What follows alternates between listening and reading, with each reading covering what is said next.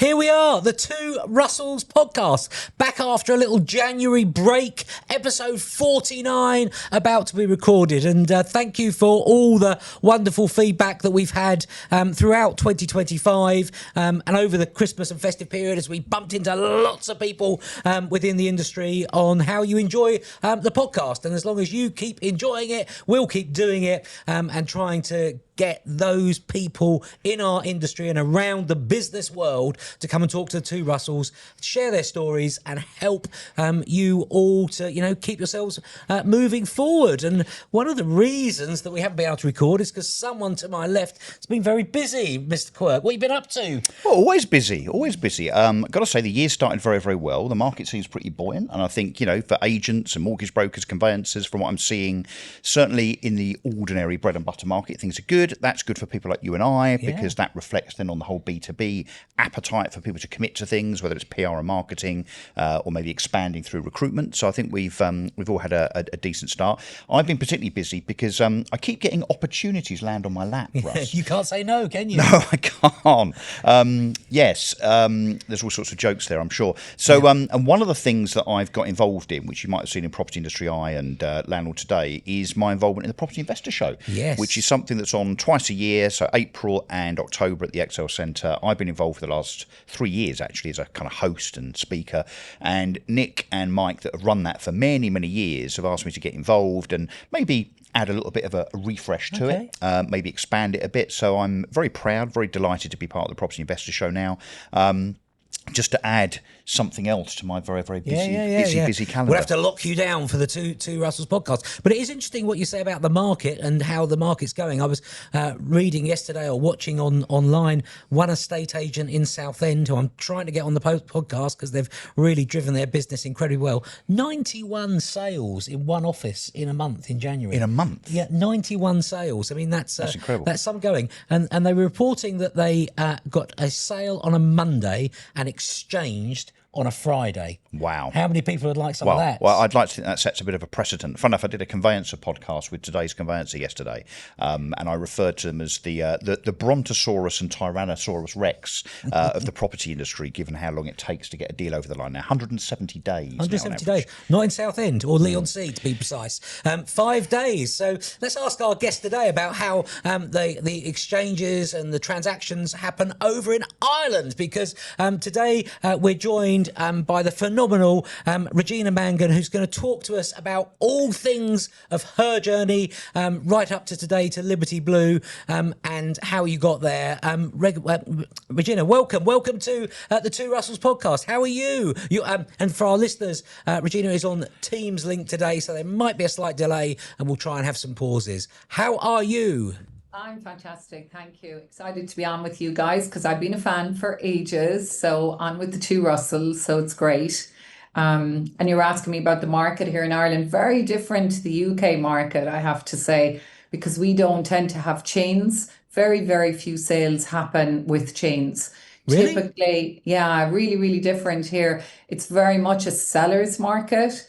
And the majority of stock that goes up actually sells. For example, last year 57,000 properties were closed last year in all of Ireland, and yet only 48,000 were advertised. So it's a very high conversion, very hot market. A lot of bidding going on, a lot of bidding wars, not for every property, but for the bread and butter listings, as you just mentioned. So, Regina, sorry, you just mentioned some numbers there. Sorry, did I misunderstand? There were only 57,000 transactions in Ireland last year? Correct, second-hand homes, yeah. So by comparison, England and Wales and Scotland have about 1.1, 1.2 million transactions a year. Wow, what a difference between Ireland and the UK. Well, just to put it into context, in the Republic of Ireland, our population's in the region of 5.5 million. We are a small island. So you're about 12 to 13 times smaller than England, Wales and Scotland. It's a small country, it is, but we're a powerful country. Definitely. You punch above your weight. You punch above your weight. We do in all things, but there is a major crisis in relation to housing in Ireland. The rental market is a disaster. It's carnage.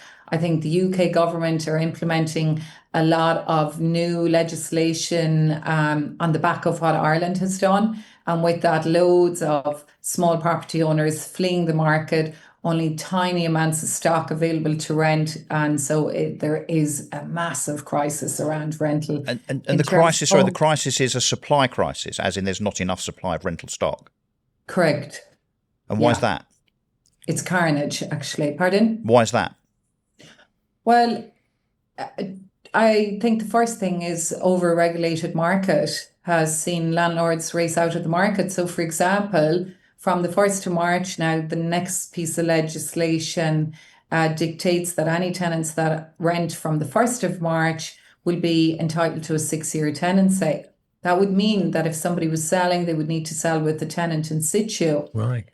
And needless to say that in some cases that could devalue the asset in the region of 40%. So a lot of landlords are escaping the market because they don't like the onerous regulation that's been put on them by government. This is a lesson to us in the UK then, given that we've just seen the Renters' Rights Act ascend. Yes. Exactly, particularly for, let's say, property owners in their autumn years. Let's say they're in their 70s. They don't want to be tied down with a property for 6 years. They may want to sell it in 3 to 4 years.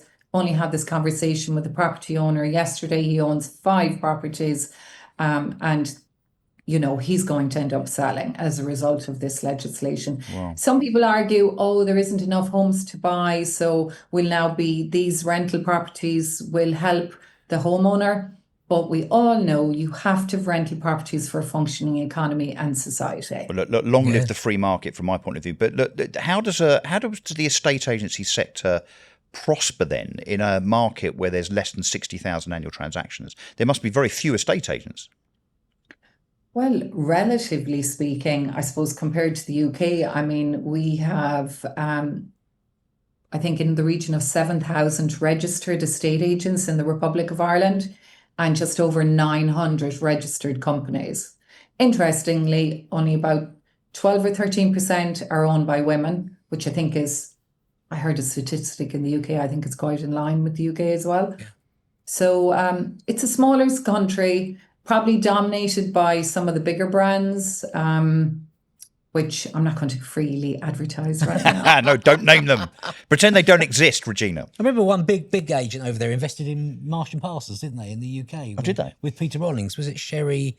That's right, yeah. Yeah, they bought into Marsh and Parsons in the UK when Peter Rollins took over and got involved in Probably did very well on the exit then. Yeah. So, interesting. Well, before we cover too much on today, I'm really keen to delve into the history and your journey because we met very briefly at Sanjay's mentor session in Park Lane. Mastermind, it was amazing. At the Mastermind, it was a great to meet so many wonderful agents. You've met Russell on a few occasions as well, and you were a target for us to get on the podcast because you have an incredible story, one of resilience and determination. And so I want to really get that across to our listeners today, and then we'll come back to the current market within Ireland and your next journey, because I think you've got a pretty big conference happening. The 11th of June is a date that people should have in their diary. So where did it all start for you? Where did it all start in your journey? Let's go not back to swimming a width at school, but back to leaving school. What did you want to do? Where were you heading?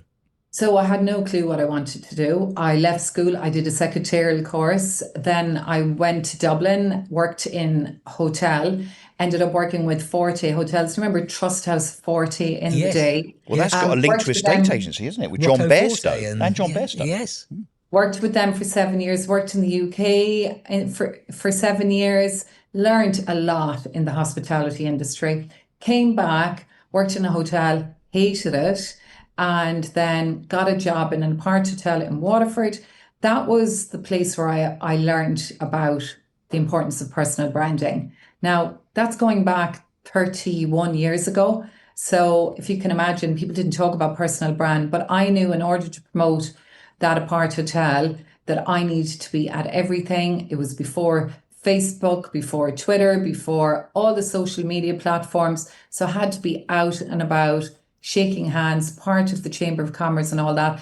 And then I saw a gap in the market. So I set up the first property lettings company in the southeast of Ireland back in 1997. I was 24, absolutely horrendously clueless which stood to me.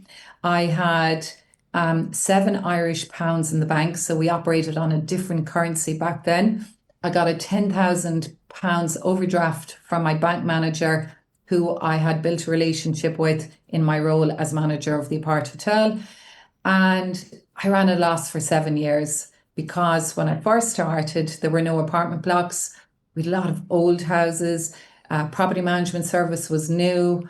Auctioneers, as they were called back then, didn't provide really a charging service.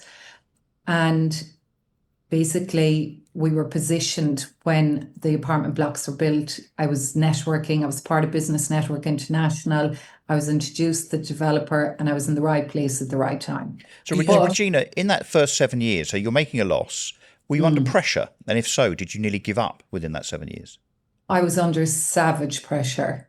Like, I remember lying on the floor and actually on a very smelly carpet, practicing my breathing. How am I going to do this?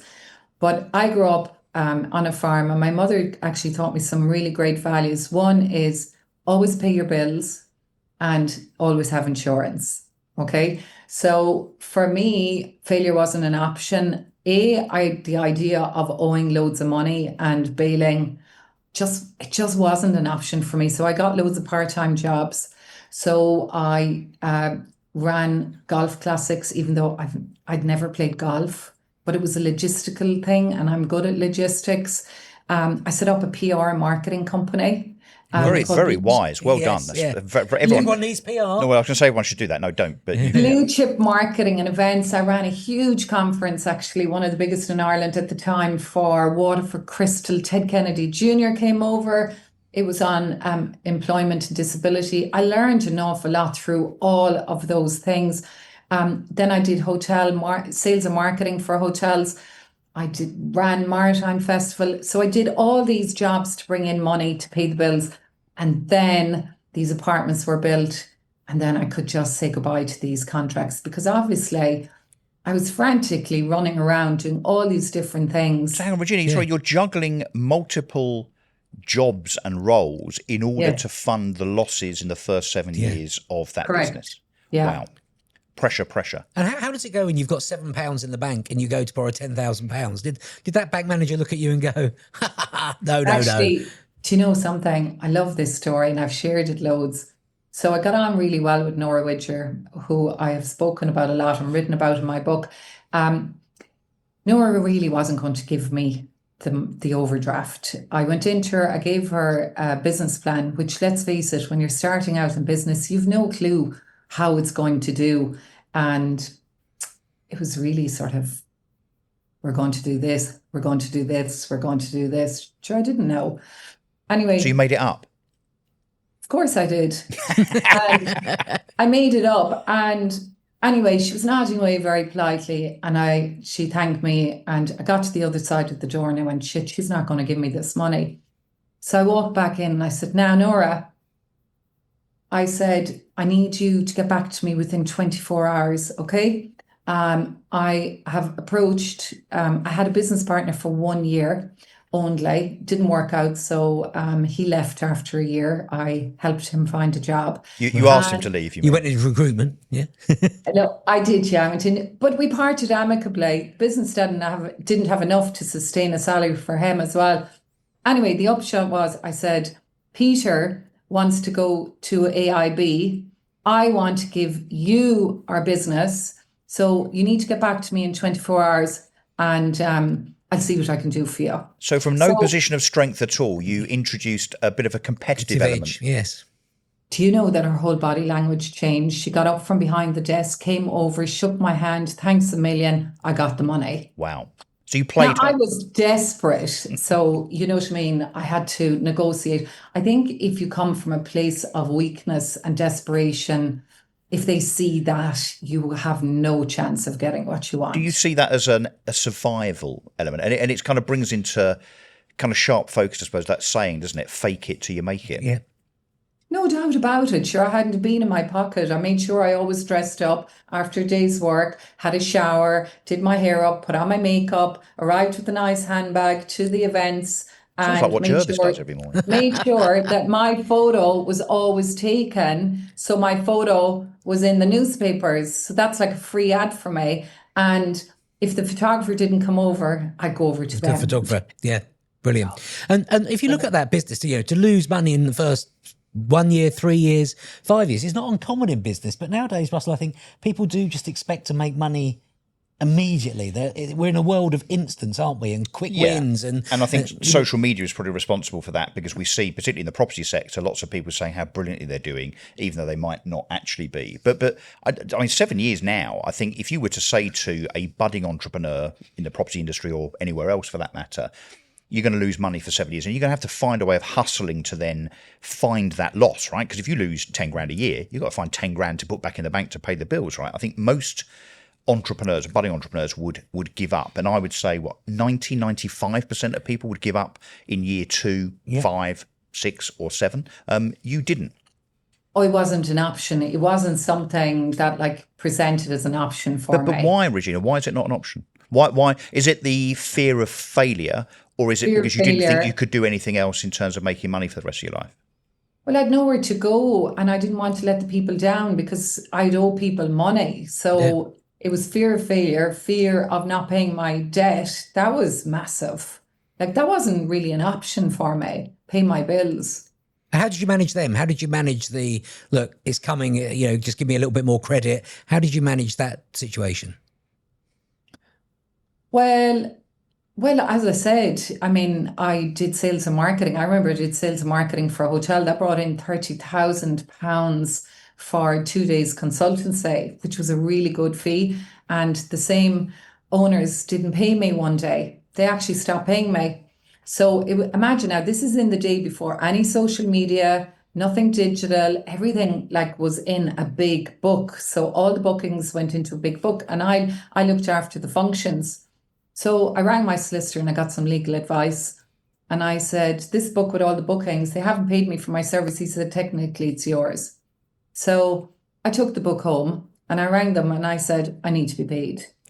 And they tried everything they could to not pay me. And I said, look, all the bookings will be fine once I get paid. So I got paid. And you have to be tough. You have to be tough to survive. And again, I got well paid for the Maritime Festival, for all these part-time jobs. So I had other income coming in to deal with the deficit. Can we go back to something, or rather someone that you mentioned earlier on, who I suspect, you've alluded to it actually, Regina, has been your shining light, your North Star in life, and that's your mother. Oh, yeah. Talk to us about your mother and the influence that she's had on you and why. Well, my mother has had a tough life, and things weren't easy. Things weren't easy at home. And why? So going home wasn't an option. Can you expand on that? Yes, my father, shall we say, drank too much. So that had its own impact. Right. And so for us at home, my mother went out and she was a hustler. She was a qualified nurse, but she couldn't nurse because she didn't have a car. We lived in the countryside. So she did childminding, and she did whatever she could to make sure that we had food on the table. And so I saw my mother always working hard. She was my role model, but she always was very chirpy. Right. A very, very resilient person and a great role model. And she's a great phrase that I shared recently. Enthusiasm is the baking powder of life, and without it you are flat, and with it you rise. Brilliant. So, wow. Is that her saying, or did she nick that from somewhere? That's brilliant. I'd copyright that if I was you. Well, I don't know where she got it from, but my mother reads a lot of poetry, recites a lot of poetry. So it's something that really helped her.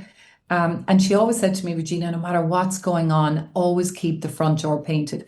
So believe you me, the shit hit the fan, that was the day I made sure I was really on point. Yeah. You So, know, so and Regina, I mean, looking We're sharp, the East End here. showing It's the up. old East End polish your step, wasn't it? yeah, Polish step. so it's clear that your mother has rubbed off on you, and almost your success, your resilience, your determination is as a consequence of almost your respect for your mother. I suspect, I'm going to do the quick kind of amateur psychology bit here, you don't want to let your mother down by being a failure, right? That's what drives you. What drove your mother to be such an amazing and resilient woman? She just has a really good outlook on life. And I think exercise played a big part for her, you know, walking.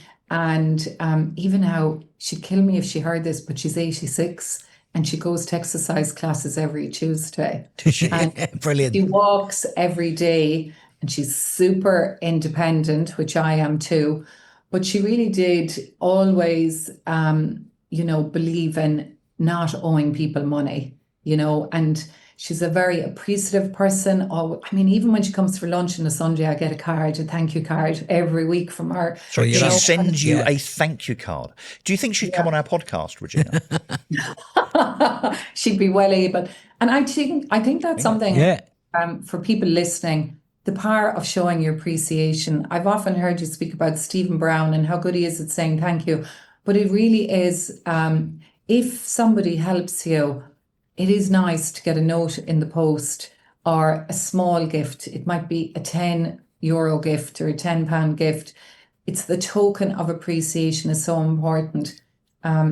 We call them. Sometimes people forget that people do forget that. We call them TNTs, tiny noticeable things. So like little sticks of dynamite, when they land, they make a huge explosion because they're really well thought about, often better than some big outlandish gesture, because it's a small thing that when it lands, it absolutely explodes.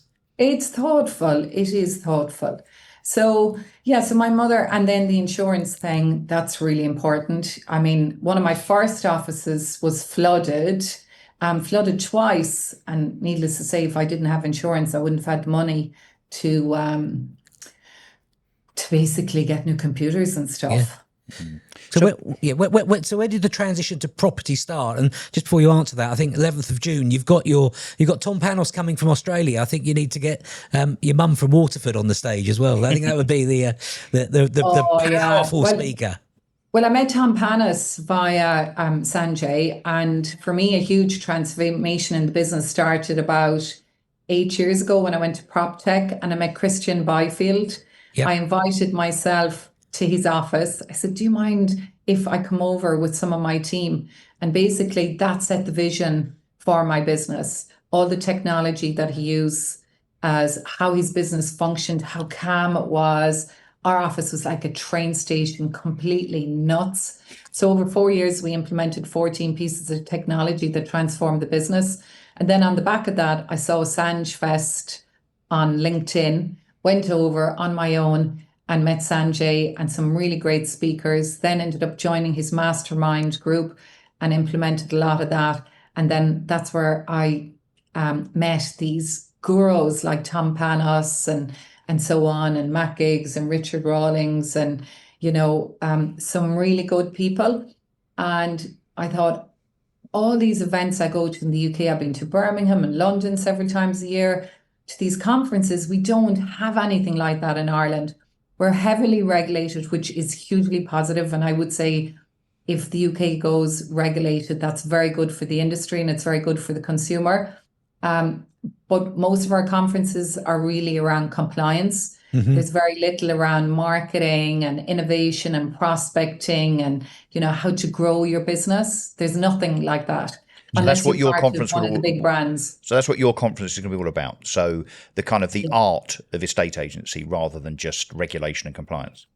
Oh, there's no regulation and compliance. Exactly that. So it's called the Real Estate Agency Summit. Okay. And it's on in the beautiful Theatre Royal, and it's a stunning venue in Waterford. So Tom Panos is the main man. He'll speak 4 times throughout the day. It will be gold. And it's his first time in Ireland.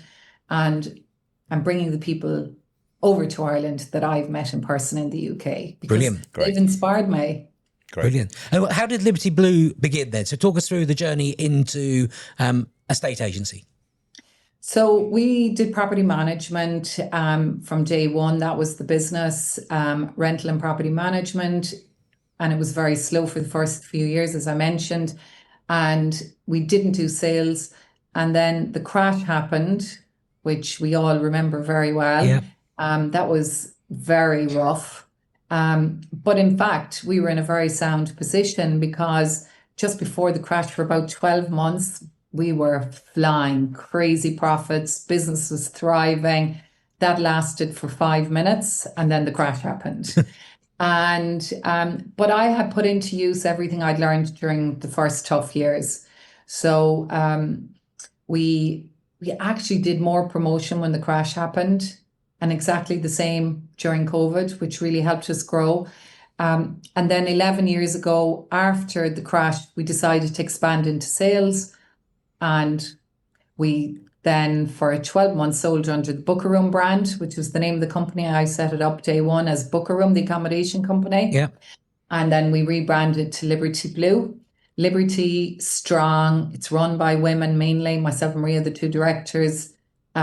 Statue of Liberty, post-recession, women, strong women. Blue is the colour of the Dacia, Waterford, blue, the blues. And the Ladybird was Maria's idea because she brings luck and abundance wherever she goes. There Fantastic. she is. And how many, you say we, that way, other side, yeah. Other side. And you say we, how many people are there in the team now? How strong's the team? Team of 8. But Okay. I work with a number of consultants like Paula, who's been working with us doing our marketing for the last 10 years. So she's not an employee, she's a contractor. Cormac, who does all our videos, he's a contractor. So he's not working with Liberty Blue per se full-time. So we have some really, really good people that help us and advise us. Is Ireland a predominantly self-employed agent market as it is elsewhere apart from the UK? Oh, there's no self-employed model here at the moment. They're limited companies mainly. But they work for the agency as an employee, or they work for themselves and contract in? So is it a semi-self-employed model?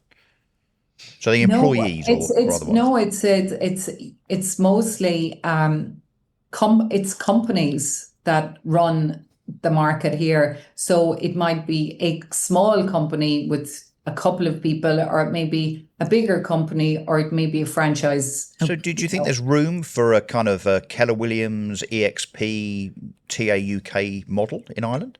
No doubt about it. 100%. You sound like you thought about this, Regina. Yes, yeah.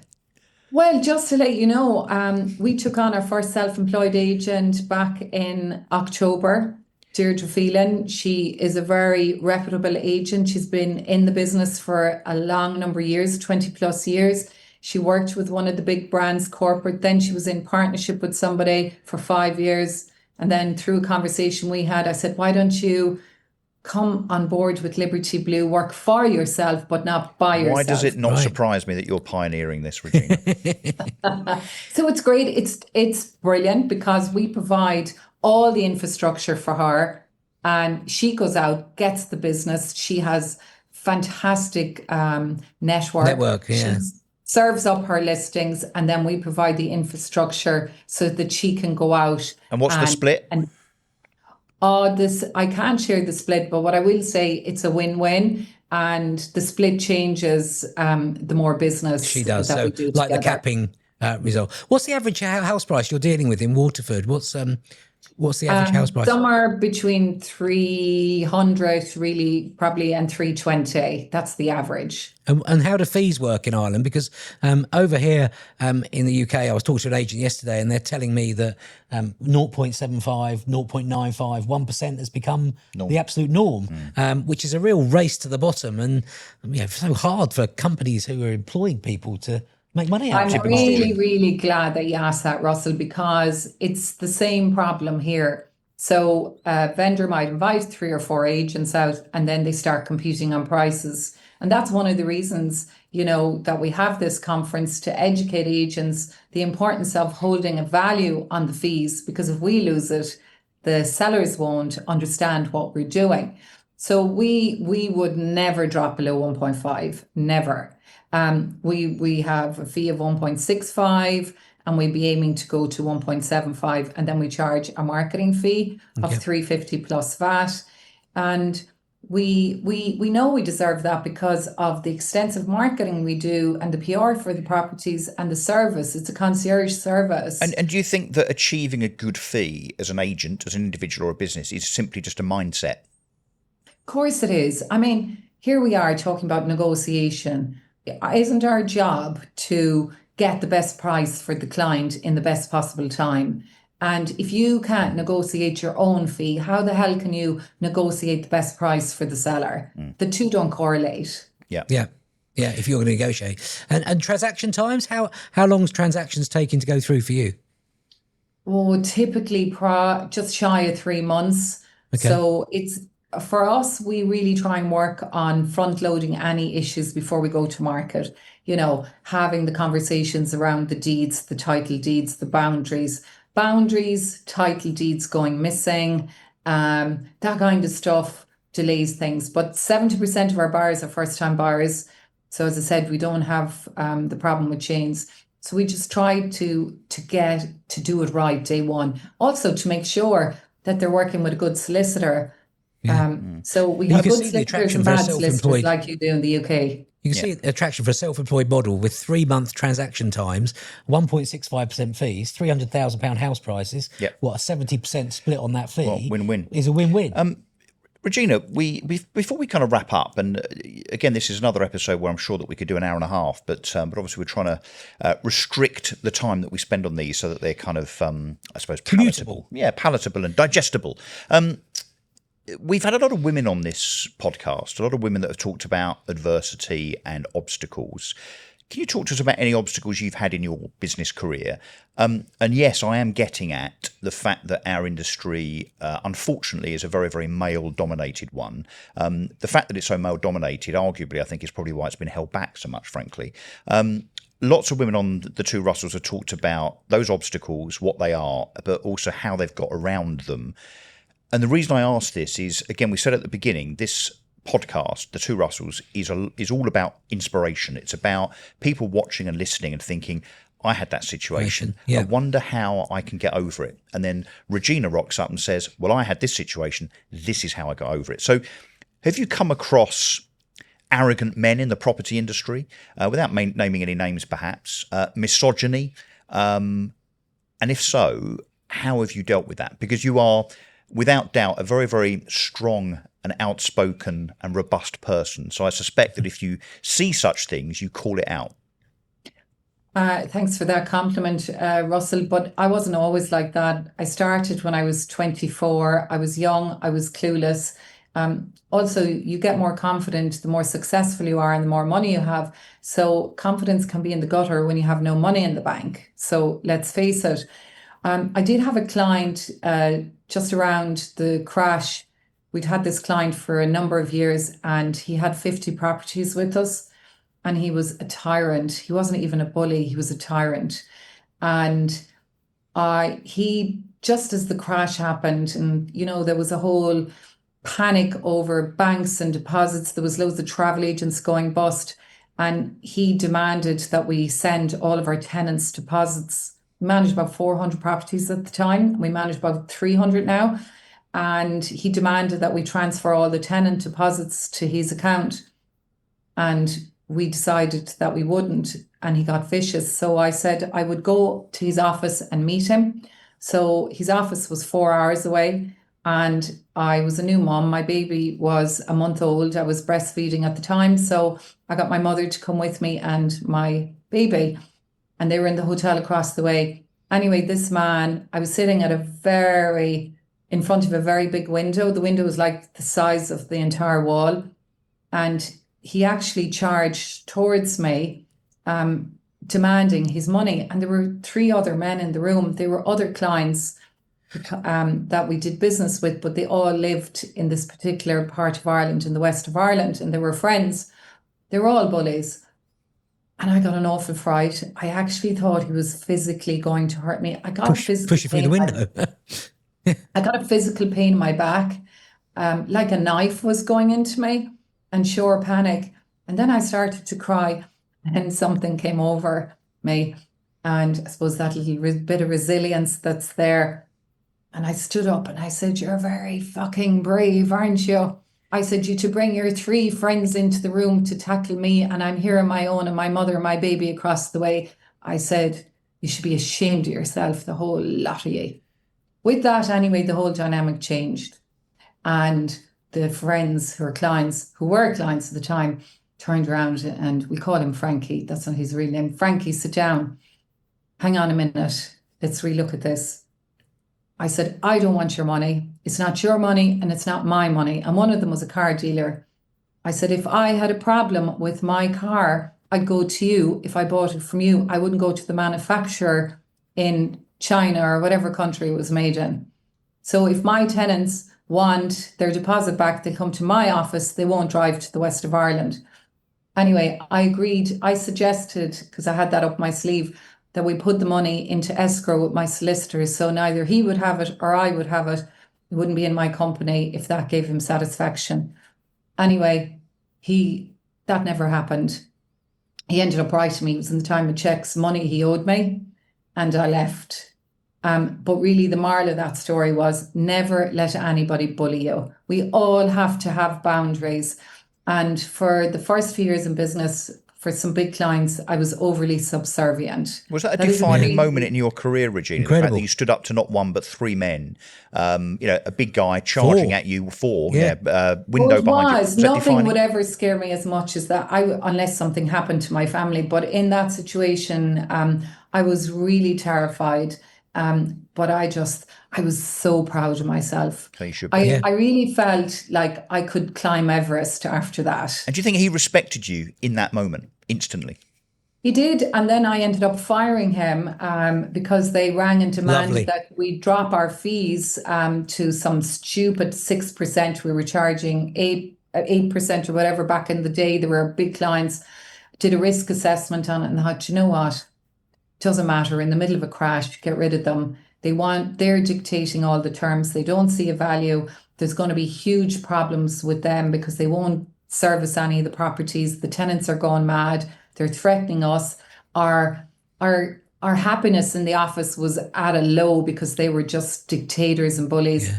Do you know what? It took a year to recover, but we started to attract really good great clients. customers, and that's the right way to run a business, isn't it? I think we've all in our times taken on clients because of a need of desperation, and they're the ones you say goodbye to as soon as possible. Absolutely, and I do want to share that can happen to men as well. We had a landlord with a couple of properties came in, very aggressive towards my colleague John. Then he sent me a horrible email to say, "I won't be dealing with him. I want to deal with you or Maria." Email back, "John is the best I have, and I'm not available, and nor is Maria. In other words, take your business elsewhere. Don't deal with him." And if I don't show my team that I have such regard for them, because he was so horrible to John, then I have to have their back. Yeah. And though that would be my one message, nearly 30 years in business, do not tolerate bullies. Well, and do that's not be overly subservient. And in life generally, not just in business, but in life generally. Absolutely. So when I fired that guy, I lent him my car so he could drive back to his helicopter and fly off to where he was from. I'll tell you, how very satisfying. Send how the very bullies satisfying. flying, literally. Just to show him no sour grapes. Yeah. Yeah.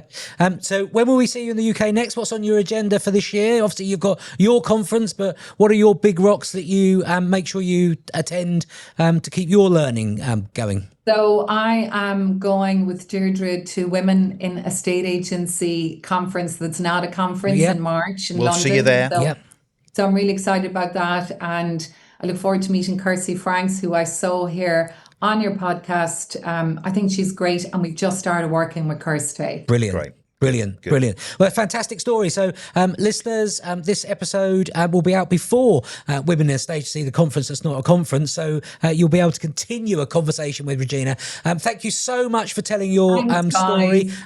Stay on there for one moment as well, just while we wrap up. So, again, a fascinating story, Russell, of determination, coming back from setbacks and standing up for what you believe in. I've got to say, we do pick them, don't we? Yeah. We do. And Regina just now talked about the importance of networking, something that I and you do, and I know many others do, but some of us make a real significant effort to go out networking. And it's not for any egotistical glory. It's simply to meet more and more people that can make a difference to your life. Yeah. Regina, I think, is a very good example of that, where obviously that's worked for her. It certainly works for me, works for you. The Women in Estate Agency Not a Conference is another great opportunity to do that. There are still some tickets left, apparently, so get in there before obviously those tickets sell out. But yeah, look, another inspirational story. Absolutely fantastic. And there's more to come. Thank you. Thank you so much, Regina.